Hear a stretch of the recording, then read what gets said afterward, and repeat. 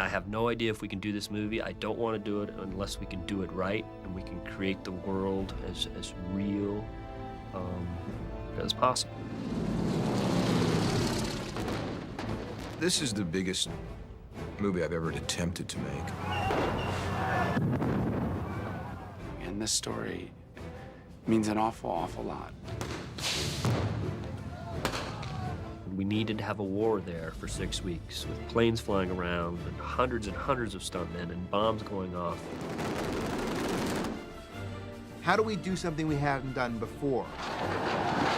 How exciting can we make it? How are you going to flip a battleship? You really felt like you were in a war.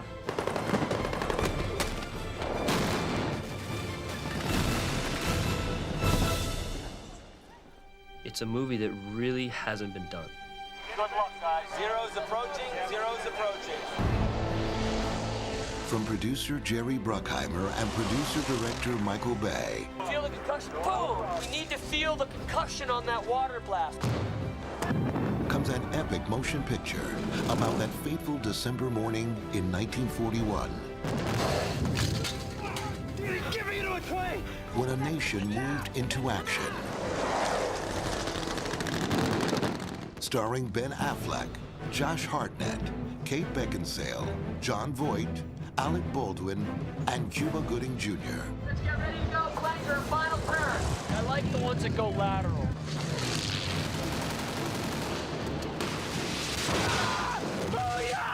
Travel behind the scenes for a special look at the making of a film of massive scope and scale. I'm just gonna make up some booms for you, all right? This will be very loud. And journey back in time to relive the drama of a day that will live in infamy. It's a story of a catastrophic defeat, heroic victory, and personal courage.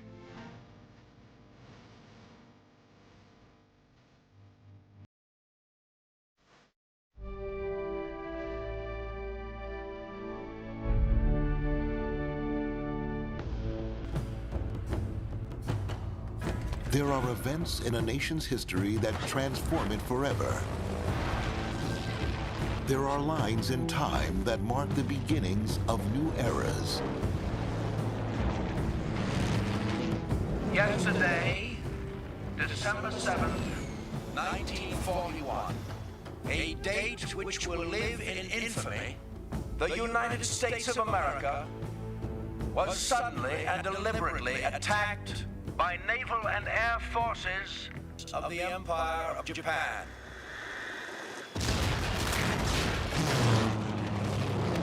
The Japanese achieved complete surprise. They took control of the air by destroying the American planes that were grouped together on the ground. First thing they saw was dirt kicked up beside us. Somebody said, "What's that?" And somebody else said, "My God, they're shooting at us." Torpedo bombers targeted the battleships, lined up in neat rows. What's going on? They said there's a mock air attack. The USS Oklahoma capsized in 8 minutes with its crew inside. All hands man your battle stations. We're being attacked by the Japs. This is no drill. The USS Arizona was struck by a bomb that penetrated its ammunition magazine. 1,177 of its sailors were entombed and perished. Over 2,400 Americans lost their lives in the attack on Pearl Harbor. The character of a nation is difficult to discern until its people are put to the test. Eyewitness accounts of the attack were a key element in the development of the film's story, leading producer-director Michael Bay to interview more than 70 Pearl Harbor survivors, many of whom visited the set during production. I was just fascinated with all the little teeny tidbits of heroic stories within this huge tragedy. And that's what really got me intrigued. So me and my buddy was coming out, and I went out through the hatch, and I dropped in water this deep. And I turned around, and I said, "You coming, White?" He said, "I'll be right with you." And the hatch went shut, and he didn't get out. I saw this innocent man, and I saw his eyes start to well up. And I realized this man was telling me a story that he rarely tells. Something you don't forget. especially when you see these thousands of men screaming, you know, Mama. They were all young kids like I was, you know. They were just kids. They were screaming for their mother and father. It was staggering to hear such an amazing story, and it's truly a tragic story, but through this tragedy comes this amazing American power that rises from these ashes. The road traveled to get the story of Pearl Harbor from script to screen was a long and arduous one, requiring a united front on the part of the filmmakers and a deep commitment to making sure the story would be told properly. How can I take the audience into this attack, and what can I show that would represent the key things in this attack that were symbolic enough to give you the whole feeling of Pearl Harbor? I felt that the picture couldn't be made properly unless Michael could shoot at Pearl Harbor. We had intense meetings with the Pentagon, Secretary of Defense on down, and we were asking really for unprecedented military cooperation. 1 year prior to production, Bay and Bruckheimer created simple animation sequences to help sell the military on the idea. We worked with a satellite image of Pearl Harbor. We digitally made the battleships, digitally made planes. These are just little crude little cartoons, but these planes would actually fly. We can fly around the base. We can create these huge epic shots that we did in my office with just 2 guys. We showed it to them along with these drawings that Michael had worked with an illustrator and what he felt some of the action was going to be in the movie. And I think they were overwhelmed by it, in fact.